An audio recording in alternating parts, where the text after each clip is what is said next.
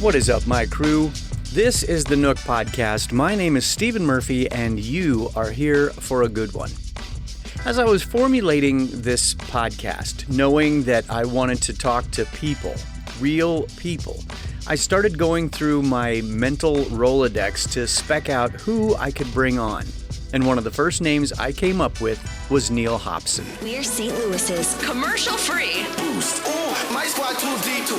95.5. Ooh, what's poppin'? My name's Neal Hopson. Neal time. Boost 95.5. This is where every day feels like Friday. Oh, yeah. You're going to love this one right here. One of my goals when starting this podcast was to not only introduce you to some amazing people, but also to give you a glimpse into aspects of life that you maybe never considered before. In this case, it's FM radio with a side of live events. I don't need to say much more because the discussion was so good. So settle in for my conversation with Neal Hopson.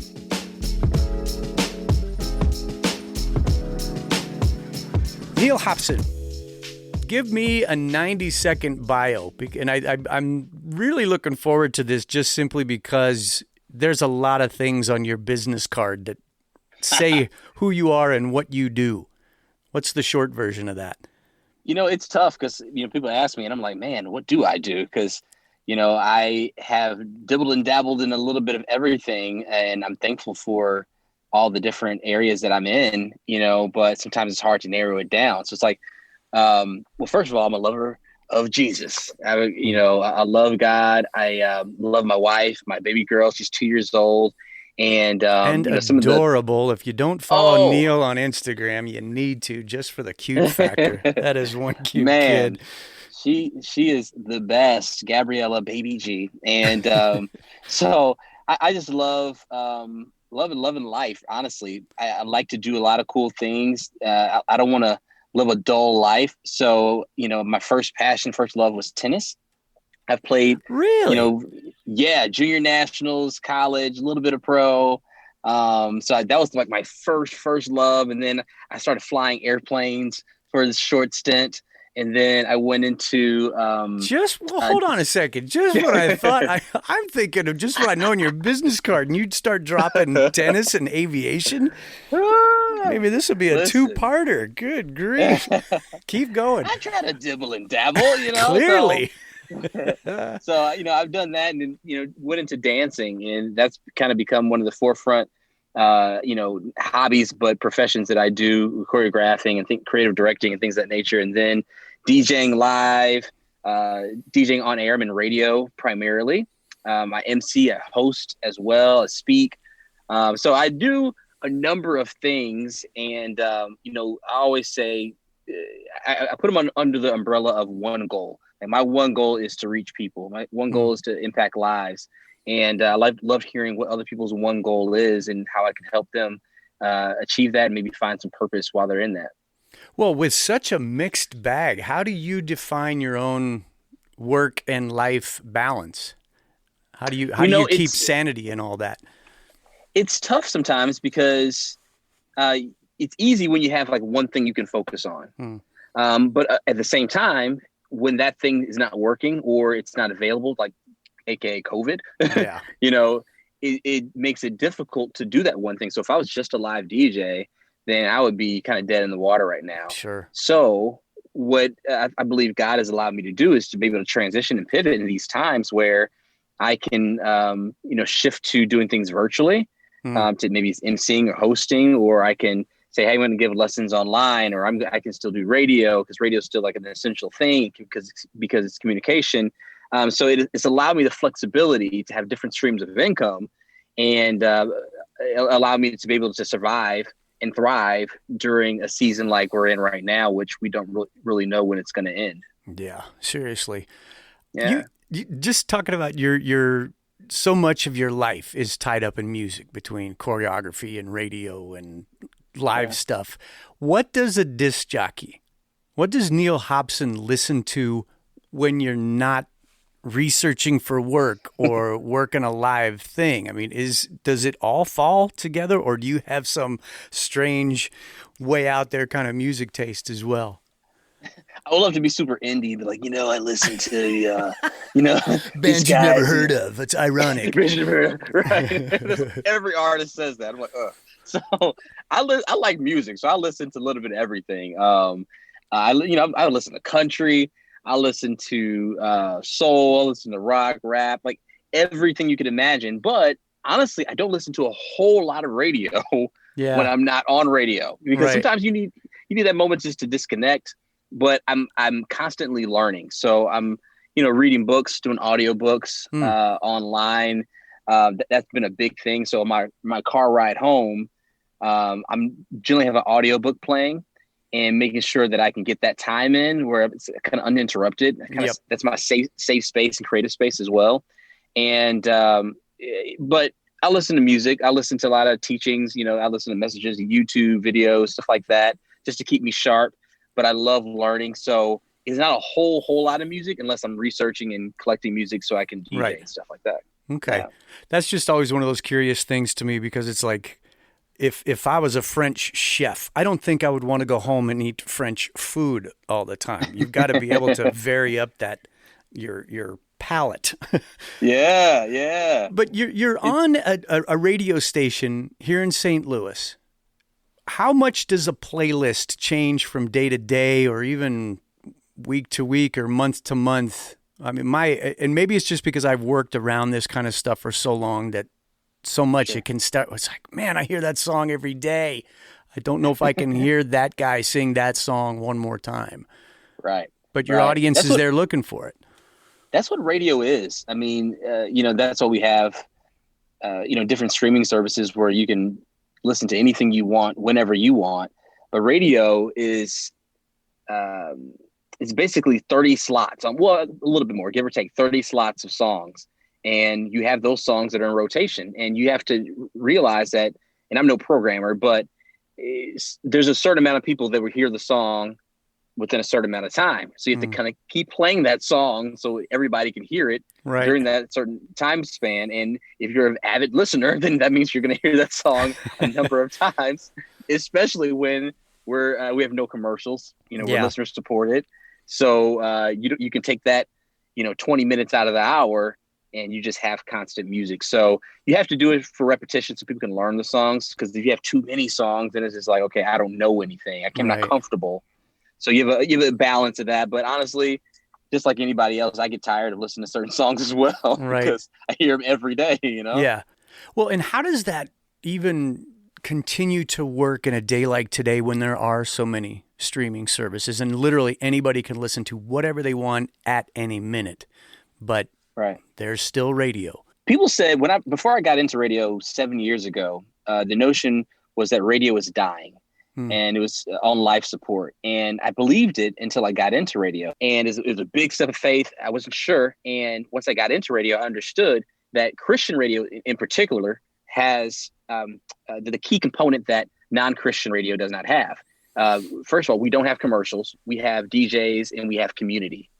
When you go to a commercial station, they have generally a number of commercials, which is trying to reduce, but they have DJs that are syndicated, or they're in LA or New York, and you hear them in your hometown, and you don't get that hometown, that community, that connection. Right. And when you have that on Christian radio, people tend to come back to it because there's more than radio than just the music.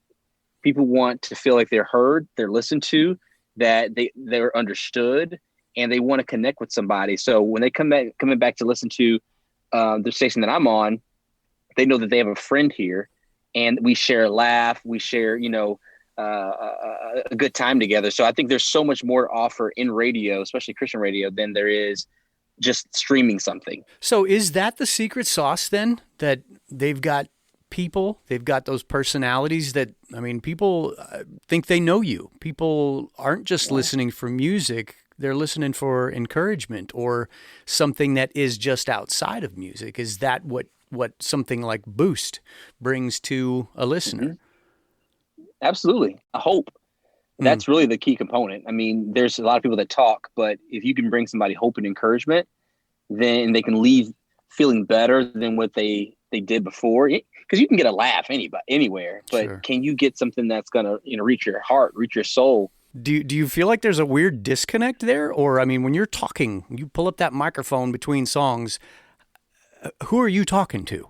That's a great question. We're taught that when we open the microphone, first of all, you need to know what you're saying. Second of all, Good idea. you're talking to one, right? You're talking to one person. And we're not talking to, hey guys, hey y'all, my friends. I'm talking to one person, say, hey, I'm glad you're with me, so on and so forth. And you kind of go from there, because nobody wants to feel like they're just in the crowd. We want to feel like we have a personal connection, and I'm talking to you. Right. Well, and how many hours are you on a day? How many live hours are you on daily? I'm on air. I'm on air for 4 hours per day. Okay. And some time on Saturday as well? Yeah. So Monday through Friday, I'm on air from 3 to 7. And then Saturday, I'm on air from 10 a.m. to 2 p.m. Wow. So how do you answer the bell 5-6 days a week with positivity, with that hope that you talked about, when maybe you're tired, maybe your daughter was sick the night before, maybe something, else has your attention, but yet you still got to hit that red light and bring that message on a daily. I mean, to me, you're kind of over and above pastor who's only got to speak at 2 services this weekend. You're on that microphone every day for many hours with that same message of hope. That's a great question. When you realize that you're reaching potentially millions of people, and you're talking to hundreds of thousands of people every day, it can, if you look at it that way, it's very daunting and it can be very intimidating. I try to narrow it down and put myself in the position that the listener is in.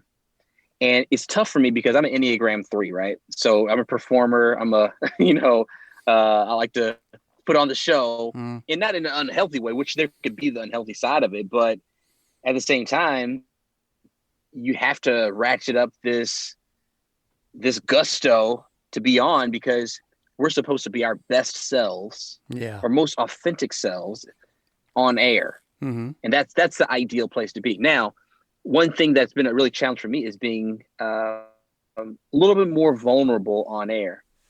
Not sharing my deepest, darkest secret, but just saying, hey, I'm struggling with this today. I'm feeling frustrated today. I went to the, with my daughter to this place, and this happened, and I was, I didn't respond the right way. Like, giving examples to show that I'm a human. Because no matter if I'm excellent on air and I articulate everything perfectly and I hit every break and the music's flowing, that's cool and all, but people don't really want that at the end of the day. They want somebody that they can relate to. So for me, I have to strip down as opposed to putting on, because I know that it's easy just to hop on the mic and be a version of myself that's just polished. But Right. I really make the impact and hit people's hearts when I share the same struggle that person's going with, and kind of let them into my life a little bit. But it's not easy when you have so many things that, outside going on, and you have your own opinions and thoughts and feelings about certain things that are happening in this world. Mm-hmm. And you want to share how you really feel. Yeah. but at the same time, this ain't Facebook. This ain't Twitter. You could not have explained that any better than that right there.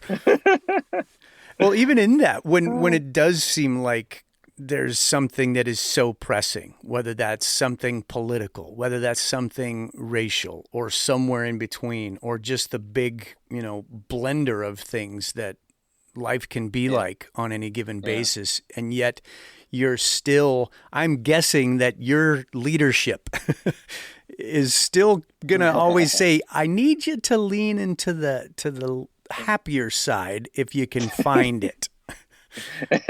Do you feel like you really have to draw it out of yourself at that point? A lot of things happen. Some on air in afternoon drive. A lot of things happen while my show is going on, right? And a lot of things develop, and you don't have much time to put together something, you really have to look at what's going on, know what lens you're talking through, who you represent, ultimately God, yourself, but you're the establishment the organization that you work for, and put together a statement that best represents who you really are, but who we represent. And I've kind of gotten out of the way of feeling pressure to make a quick statement, because you've seen so many people that have put their foot in their mouth and said the wrong thing, meant well, but just like, So I've learned to take a step back and maybe not even comment on it until the next day. You know what I'm saying? Like, so a lot of times the first reaction, especially when it comes to some of the racial stuff that's been going on, is like, man, that is terrible. That stinks. That sucks. Like, I can't believe, or I understand, or there's a lot of different emotions that you have. Quick to listen, slow to speak, and slow to get angry. Yep. Because if you ask questions and you listen long enough, then you can understand the full situation. You can understand where the other person's coming from, and then you can actually articulate and give a response instead of a reaction that'll actually help, as opposed to divide. Right. And I don't want to. And unity is definitely in our mission statement, is what we want to do. We don't want to divide and just make statements to make statements, but we don't want to use the blanket of quote unquote unity either, because a lot of people have used that to avoid and to dismiss. So what I've learned to do, whether it's political, whether it's social, is to find the angle in what I'm going to say. Am I just repeating what everybody has already said? Am I just, arguing back and forth with somebody like I am on Facebook or Twitter? Like that's not who I am. So, my job is to really represent the station well, of course, and put together a statement with many drafts, many conversations, many back and forths on what's the best statement that I can explain, but feel comfortable with personally as well. Right. And in those situations, without, delving too deep into things, are you okay to kind of run with whatever you're feeling in that moment? Or do you call an audible, check with somebody? I mean, I love that you said that you can hesitate a little bit and that you want to do your research and not fly off the handle. But then do you hear flack about that too? It's like, well, how come you haven't responded to this? Or how come we haven't heard anything about, there's always somebody, banging a pot somewhere.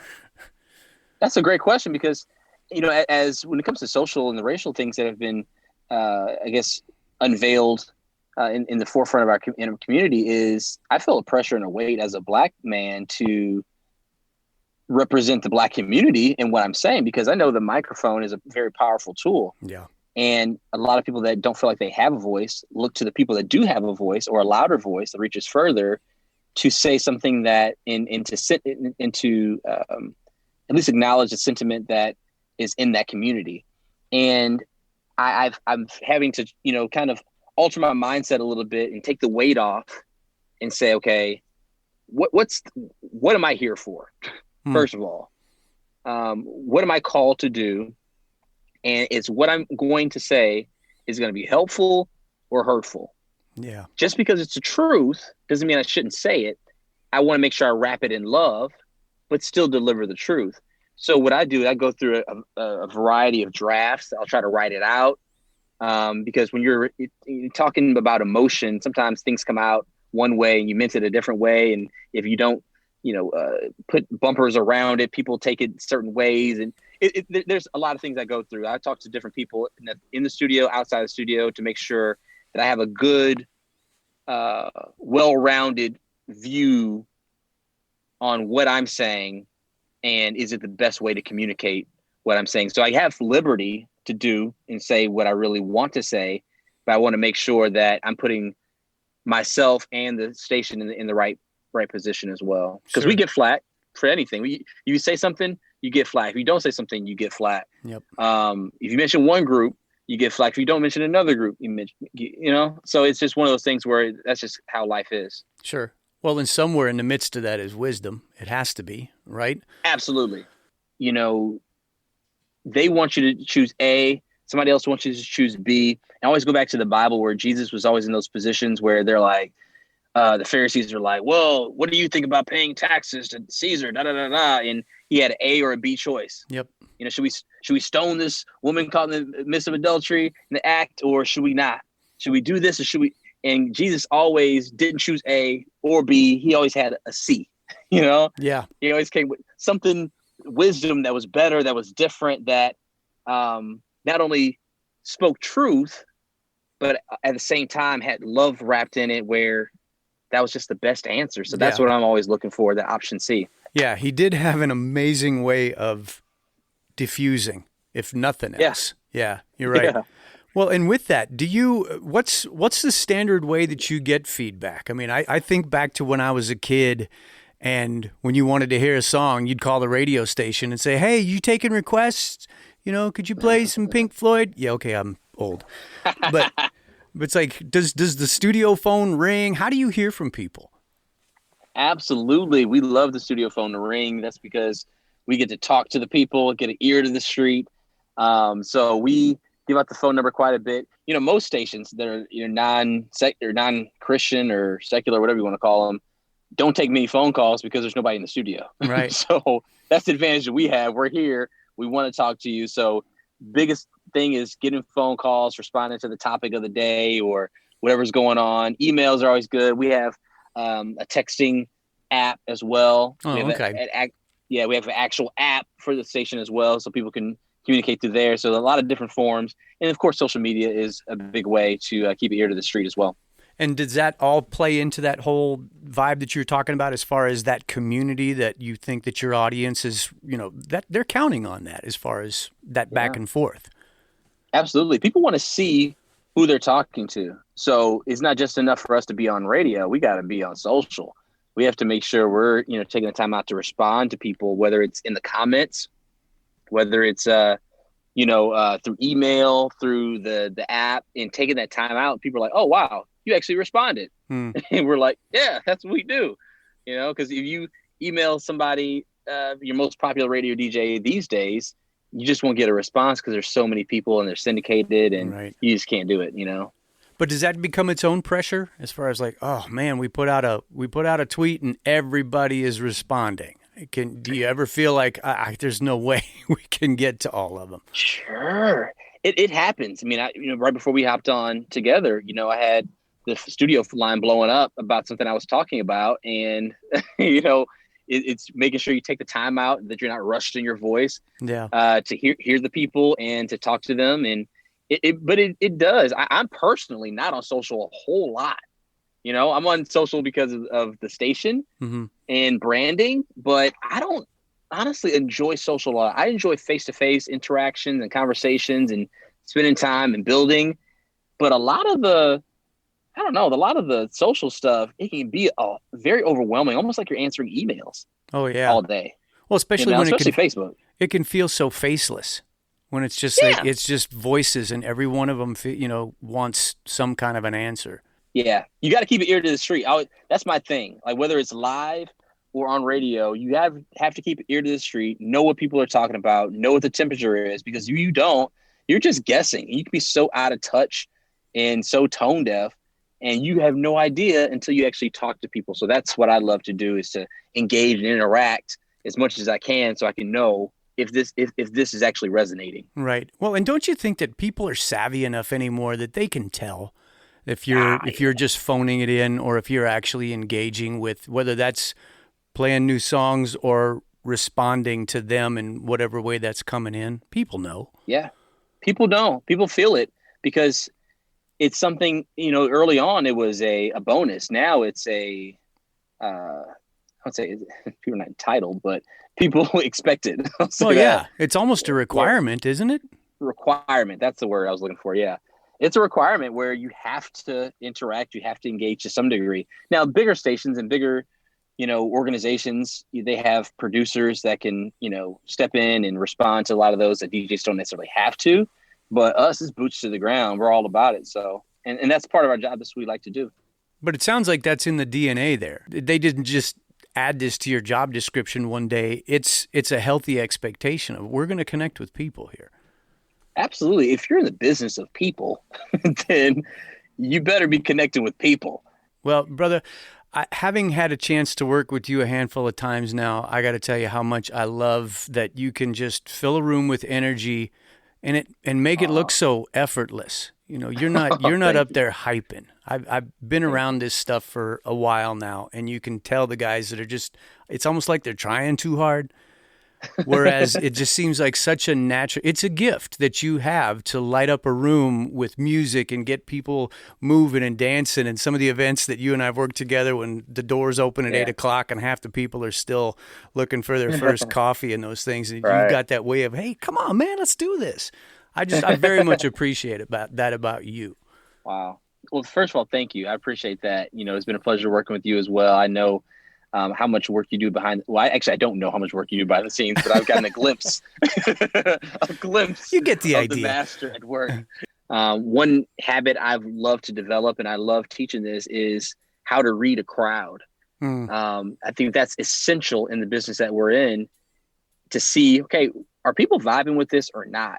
And I like to get there early. I like to see if they have their coffee yet. I like to see them in line. I need to shake some hands, kiss some babies, you know, with the mask on, of course. Right. And I want to make sure that I see and I'm with the people. So when I get on the mic or play the first song, I'm playing something that they need, and I want to take them on a journey to where I want them to go. Yeah. It's not just playing my favorite song.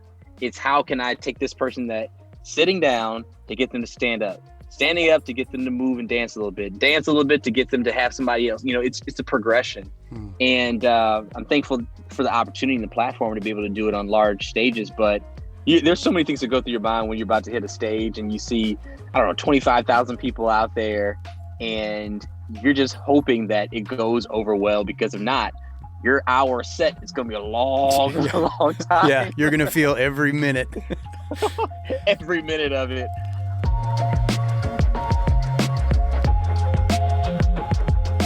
I'm guessing that you understand now why I wanted to have Neal as a guest here in the Nook. He is one of the most talented people I have ever met, and just a good dude. And I'm so grateful that he had some time with us here. A couple of takeaways for me. First is Neal's excellence, and I say that having been fortunate enough to see the man work. What Neal does, he does all the way, and I just really appreciate that. Secondly, I really admire how he sees his voice in such a public forum. He's not likely to speak without careful, prayerful consideration. He is a great example of wisdom and responsibility. I've got links to Neal's Instagram account in the show notes, along with a link to Boost 95 FM if you want to check out where he is on the air. As always, you can email me with any questions or comments about this or other episodes. The address is Steven@nookpodcast.com. That's Steven with a V at nookpodcast.com. And you can imagine that I do incur some costs putting this podcast together. If you are so motivated to help defray those costs, you can simply buy me a coffee. There is a link down in the show notes, or you can go to buymeacoffee.com/The Nook and make a donation. Thank you so much for listening, and I will catch you here next time in the Nook. The Nook Podcast is a production of Sozo Digital Media.